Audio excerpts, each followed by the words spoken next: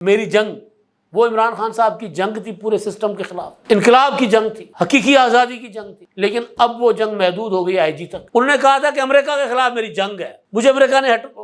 میرے خلاف سازش کی ہے، سائفر لہرایا تھا، اور یوں لگ رہا تھا دنیا مطلب یوں پورٹرے کر رہے تھے اپنے کارکنوں کو کہ جیسے اس نے امریکی سامراج کو للکار دیا ہے۔ عارف علوی نے کہا تھا جب عمران خان صاحب نے پنجاب اور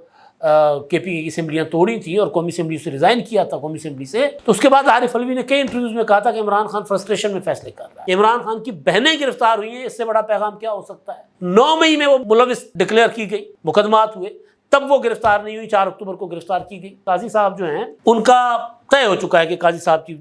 نہیں ہوں گے، ریٹائر ہو جائے گے۔ السلام علیکم، میں امداد سمرو۔ ایک بہت بڑی خبر ہے اور ایک بہت بڑی ڈیولپمنٹ ہے۔ خبر جو ہے وہ آئینی ترمیموں کے متعلق ہے، اور ڈیولپمنٹ عمران خان صاحب کی جنگ کے متعلق ہے۔ میری جنگ عمران خان صاحب نے چھیڑ رکھی ہوئی ہے پاکستان میں، اور میری جنگ تو ایک انیل کپور کی فلم تھی، تو اس میں تو انیل کپور اپنی جنگ جیت جاتے ہیں، لیکن یہاں پر عمران خان صاحب جنگ جیت رہے ہیں یا ہار رہے ہیں، اور پھر عمران خان صاحب فیز 7 کے لیے کیا کریں گے، اور تحریک انصاف اس کی تیاری کر رہی ہے۔ گو کہ ابھی عمران خان صاحب کے ساتھ کسی کا رابطہ نہیں ہے، نہ ہی عمران خان صاحب کو ملاقات کرنے کی اجازت ہے کسی سے، قید تنہائی میں ہے ایک طرح سے کہہ لیں۔ لیکن اب جو شکست کی طرف معاملہ جا رہا ہے، تو ایک نیا پروپیگنڈا، نیا بیانیہ بنانے کی کوشش کی جا رہی ہے، اور وہ یہ ہے کہ جو کچھ ہوگا آئینی ترمیموں کے حوالے سے وہ عمران خان صاحب کی آشیرواد سے اور مشاورت سے ہی ہوگا۔ یعنی جو ہو رہا ہے، جو ہونے جا رہا ہے، اس میں عمران خان راضی ہوئے تو ہوا۔ جس طرح آپ کو یاد ہوگا کہ جب عمران خان صاحب آرمی چیف کا تقرر رکوانے کے لیے لانگ مارچ تک لے کر پنڈی پہنچے ہوئے تھے، اور جب نہیں رکوا سکے تھے، اور جب نوٹیفیکیشن جس دن ہو رہا تھا اسی دن عمران خان صاحب نے عارف علوی کو کہا کہ میاں میرے پاس آ کر ذرا چند لمحے گزار لو، میرے ساتھ آ کر بیٹھ لو، تاکہ کم از کم میں یہ تو کہنے جوگا ہوں کہ جی میں نے کہا تھا عارف علوی کو کہ ہاں نوٹیفیکیشن جاری کر دو، ورنہ تو آرمی چیف لگ ہی نہیں سکتے تھے آج سے منیر۔ تو کھسیانی بلی کھمبا نوچے اللہ معاملہ۔ اب آئینی ترمیموں پر بھی اسی طرح کی ایک پروپیگنڈا کا جو ہے نا وہ ٹیکنیک استعمال کرنے کی کوشش کی جا رہی ہے، مگر اب نہیں، اب بہت دیر ہو چکی ہوئی ہے، اور اب لوگ بہت زیادہ سمجھ چکے ہوئے ہیں کہ بھئی عمران خان صاحب کتنے پانی میں ہیں۔ اب دوسرا اسی سے جڑا معاملہ جو ہے میری جنگ، وہ عمران خان صاحب کی جنگ تھی پورے سسٹم کے خلاف، انقلاب کی جنگ تھی، حقیقی آزادی کی جنگ تھی، لیکن اب وہ جنگ محدود ہو گئی آئی جی تک۔ اچھا کہا تھا کسی نے کہ بھئی میراثیوں نے کہ جی اگر 80 میراثیوں نے جنگ لڑنی تو صلح کر لو، تو اگر آئی جی تک ہی معاملہ آ گیا، اور آئی جی بھی اسلام آباد کا، پنجاب کا نہیں، پنجاب بہت بڑا صوبہ ہے، پنجاب کے آئی جی کے نیچے بہت بڑی فوج ہے پولیس کی، پولیس کا جو بہت بڑا تعداد ہے اس کے نیچے،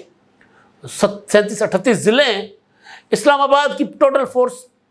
13,000 کے قریب، اس سے زیادہ فورس نہیں ہے اسلام آباد کی۔ اس آئی جی کے خلاف اب اگلا حملہ اسلام آباد پر اس آئی جی کے خلاف کریں گے۔ علی امین گنڈا پور نے کہا کل اپنی اسمبلی میں کھڑے ہو کر، تو میں نے کل بھی ایک ویلاگ کیا تھا، میں نے کہا تھا کہ علی امین گنڈا پور جو ہیں وہ عمران خان کے حقیقی وارث ہیں، جس طرح عمران خان سیاسی طور پر جو میں بات کر رہا ہوں، یا جو عمران خان صاحب کی مکاری اور عیاری کی سیاست ہے اس حوالے سے میں بات کر رہا ہوں، کہ جس طرح عمران خان صاحب لوگوں کے ساتھ 2 نمبری کرتے تھے، اسی طرح علی امین گنڈا پور عمران خان کے ساتھ کر رہے ہیں۔ عمران خان صاحب نے 22 اپریل 2022 کو جب حکومت ان کی چلی گئی، بلکہ اس سے پہلے جب تحریک عدم اعتماد جمع ہوئی تھی، تو کیا کہا تھا؟ انہوں نے کہا تھا کہ امریکہ کے خلاف میری جنگ ہے، مجھے امریکہ نے میرے خلاف سازش کی ہے، سائفر لہرایا تھا،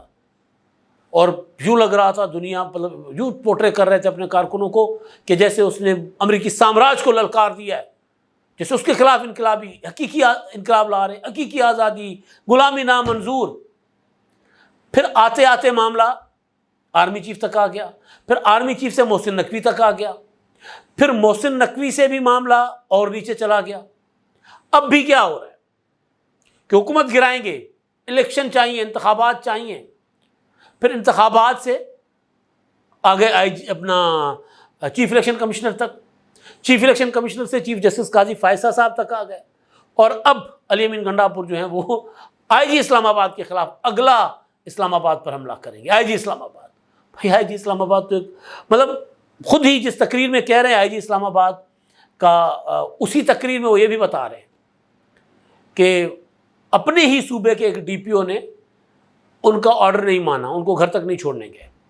اور ممکن ہے کہ اس ڈی پی او کے انڈر آئی جی اسلام آباد سے زیادہ فورس ہو. تو یہ تو نوبت آ گئی ہے پی ٹی آئی کی، ٹکے ٹوکری ہو گئے سیاسی غلط سیاسی حکمت عملی کی وجہ سے، غصے کی وجہ سے، فرسٹریشن کی وجہ سے. عارف علوی نے کہا تھا جب عمران خان صاحب نے پنجاب اور کے پی کی اسمبلیاں توڑی تھیں اور قومی اسمبلی سے ریزائن کیا تھا قومی اسمبلی سے، تو اس کے بعد عارف علوی نے کئی انٹرویوز میں کہا تھا کہ عمران خان فرسٹریشن میں فیصلے کر رہا ہے. ایک بار حبیب اکرم صاحب کے گھر عارف علوی صاحب نے ہمارے سامنے اعتراف کیا تھا کہ عمران خان کو فیصلے نہیں کرنے آتے، غلط فیصلے کرتا ہے وہ، اس کو سوچ نہیں ہے. کچھ آف دی ریکارڈ باتیں تھیں، کچھ آن دی ریکارڈ باتیں تھیں، اور یہ تک بتا دیا تھا کہ وہ عمران خان جو ہے وہ صرف اور صرف پرسیپشن، پروپیگنڈا، پرسیپشن سے مراد یہ نہیں ہے اپنی کہ جی وہ بنائیں کہ جی عمران خان صاحب کے پاس بہت زیادہ طاقت ہے پروپیگنڈا کرنے کی، پروپیگنڈا کے ٹولز استعمال کرتے ہیں، اس کے بدلے میں اگر پرسیپشن خراب بھی ہوتا ہے تو کوئی مسئلہ نہیں ہے. تو وہ عمران خان صاحب جو ہیں وہ ٹکے ٹوکری ہوتے جا رہے ہیں، پروپیگنڈا کا وہ ٹول عمران خان صاحب کے اس طرح کام نہیں کر رہے. کل میں سن رہا تھا کسی دانا کو، وہ کہہ رہے تھے کہ جی عمران خان سے ملاقات ہوئی ہے کسی بڑی شخصیت کی، اور حکومت خوفزدہ ہو گئی کہ اگر عمران خان کو ملاقات کرنے کی اجازتیں ملتی رہیں جس طرح پہلے تھا، عدالت آ کر صحافیوں سے گفتگو کرتے رہے، تو اس اعلیٰ شخصیت سے، اعلیٰ طاقتور شخصیت سے ملاقات کا احوال بتا دیں گے عمران خان صاحب، لہذا عمران خان کی ملاقاتوں پر پابندی لگا دو. یعنی حکومت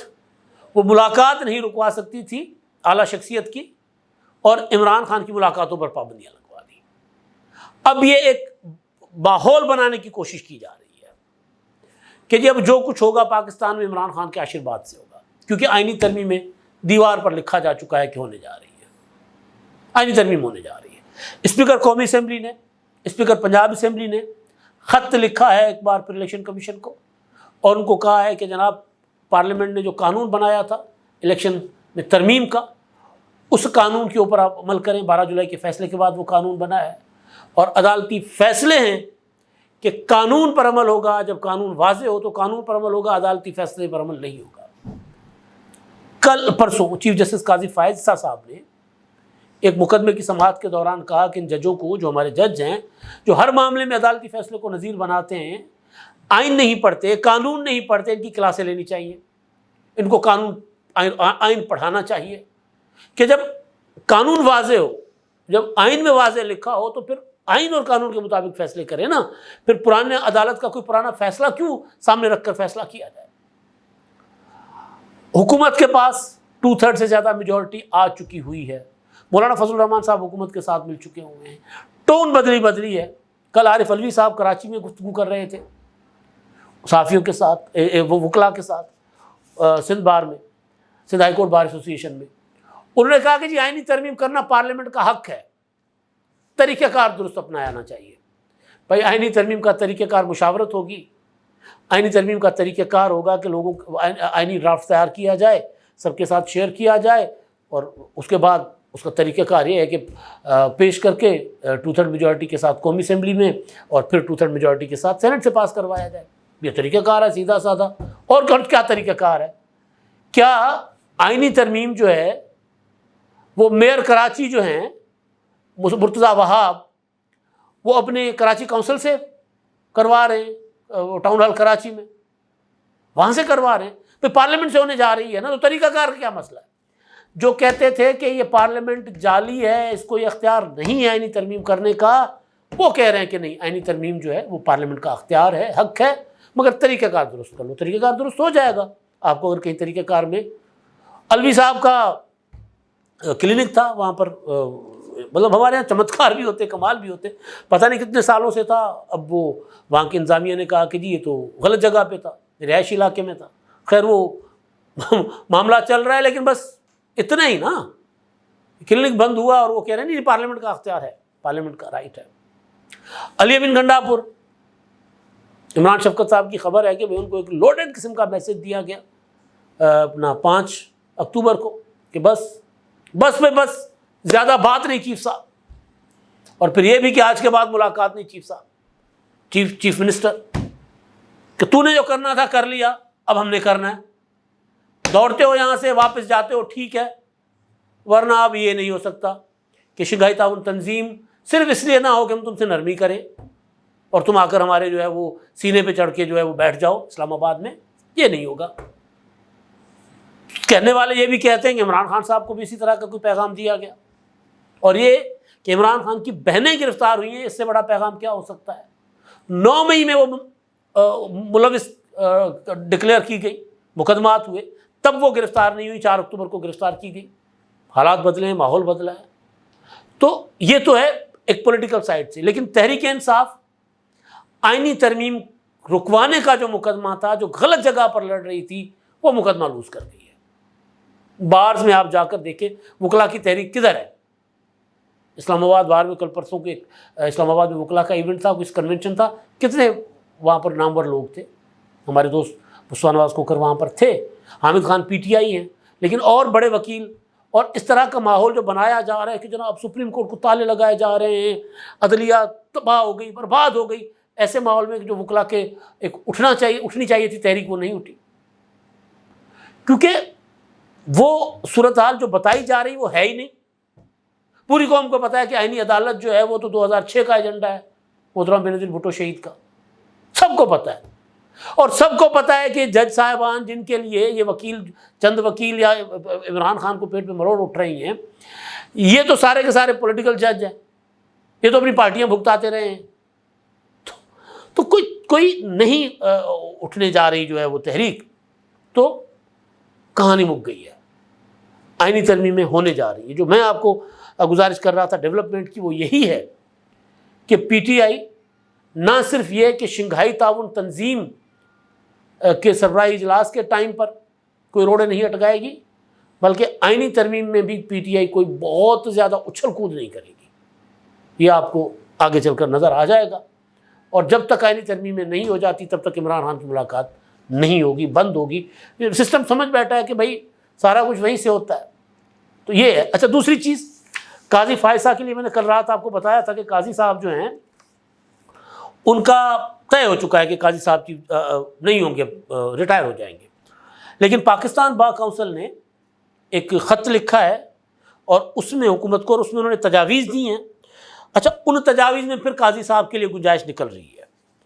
وہ تجاویز یہ ہیں کہ جی آرٹیکل 6 میں ایک لکھا جائے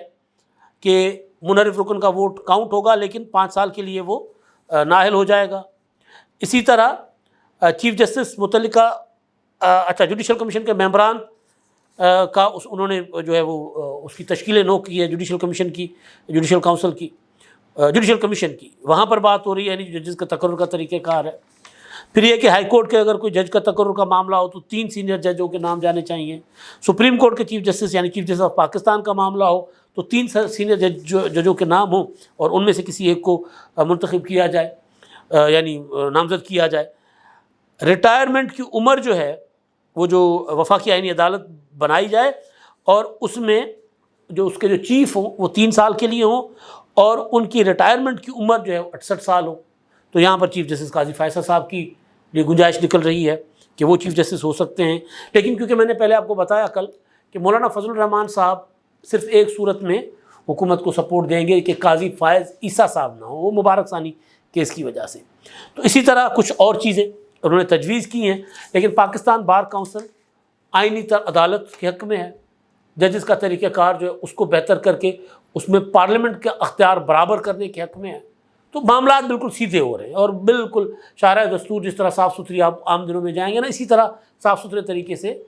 آئینی ترامیم شفاف طریقے سے ہونے جا رہی ہیں۔ کل یا پرسوں جو ہے وہ ہو جائے گا معاملہ، اس میں کیا کہتے ہیں آئینی جو ترامیم کا ڈرافٹ ہے اس میں ڈسکشن ہو جائیں گی، اور اس کے بعد معاملات سیدھے ہو جائیں گے، ہو جائے گی آئینی ترامیم۔ پی ٹی آئی اس کے بعد